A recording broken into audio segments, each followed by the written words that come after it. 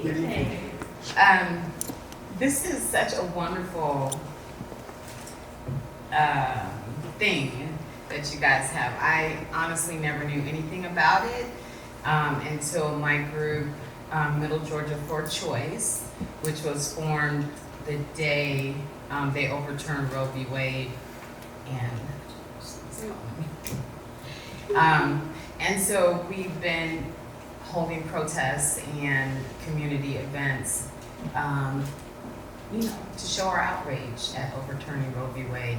But our group was invited to come and speak, partly because our name, Middle Georgia for Choice, and so that's how I came to be on the stage, how I came to hear about these events that you guys hold.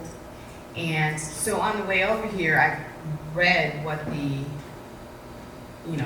Storyteller 101, something like that.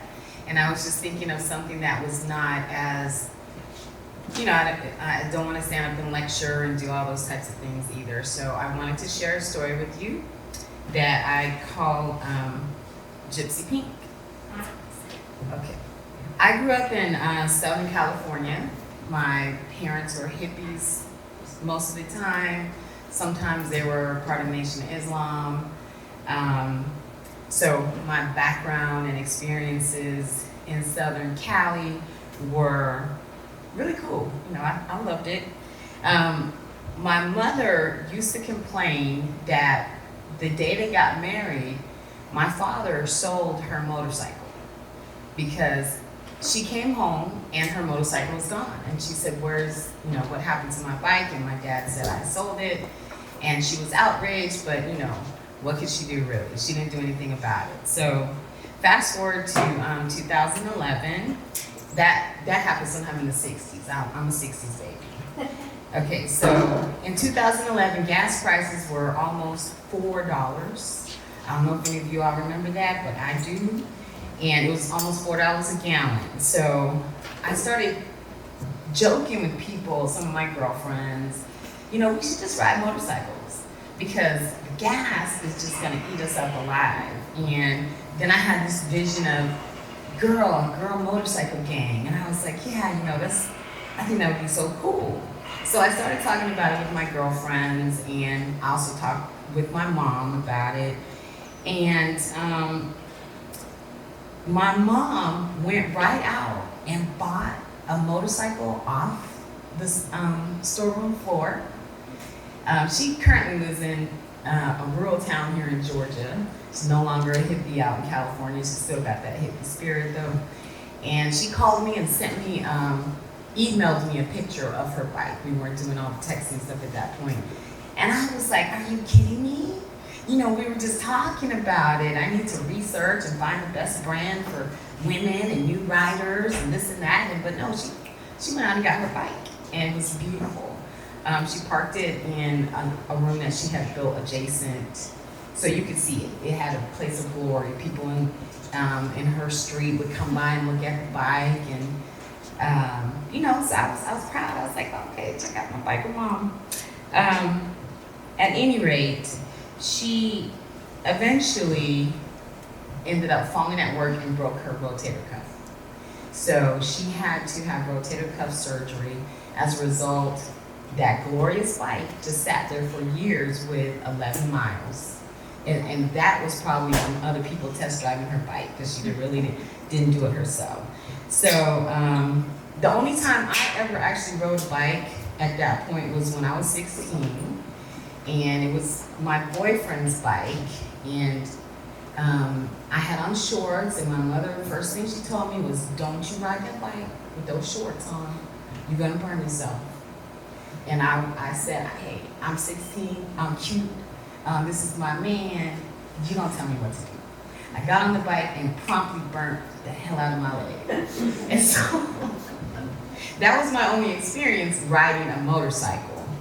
Okay, so anyway, back to 2011, and I'm thinking about this girl motorcycle gang.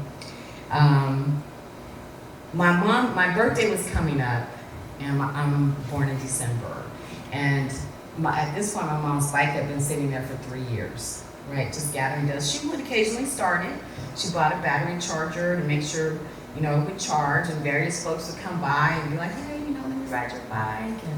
And it was perfect. It was a 125cc, which is the absolute lowest powered bike you can get.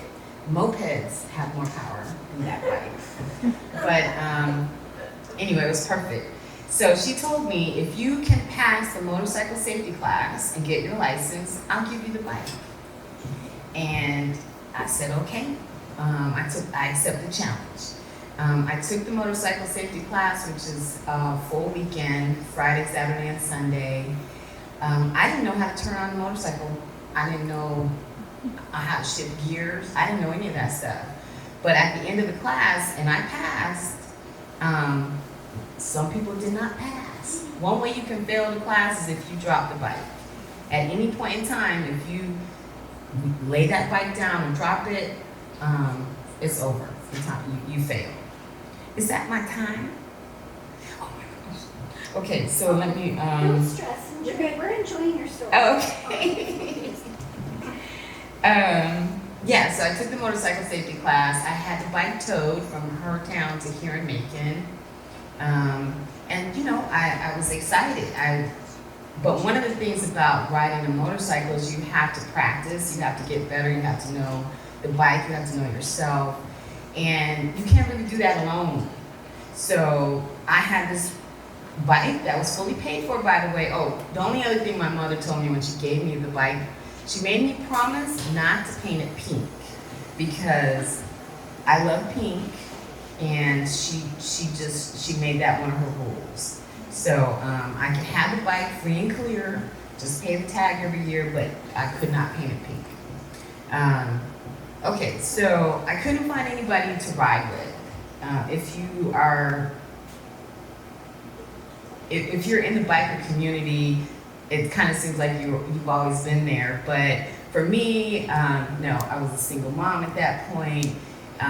But I still had my dream of a girl biker group. So I talked about it with everyone. My friends from during when gas prices were high, I went to them and I said, hey, don't you want to get a bike? Now I've got a bike and we can ride together. At this point though, no, gas prices had gone back down. People were no longer interested in riding with me. But luckily, one of my fellow soccer moms had won a lawsuit and bought herself a Harley. A nice Harley. And so, but she didn't know how to ride either. She didn't know how we were both new riders. But she knew another lady who was a veteran rider. She had been riding for 20 years and was looking to start a female group here in Macon, an all-female motorcycle club.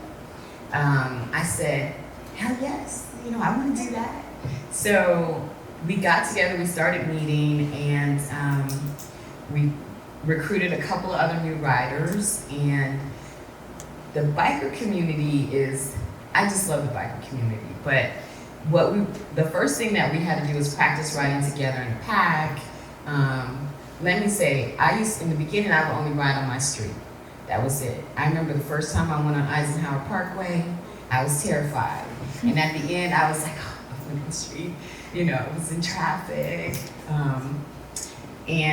But having seasoned riders with you always makes it easier, because when something goes wrong, the bike shuts off, or you're not quite sure how to manage the traffic, even though you passed that class and you have the stamp of approval, you still have to continue to learn and feel confident.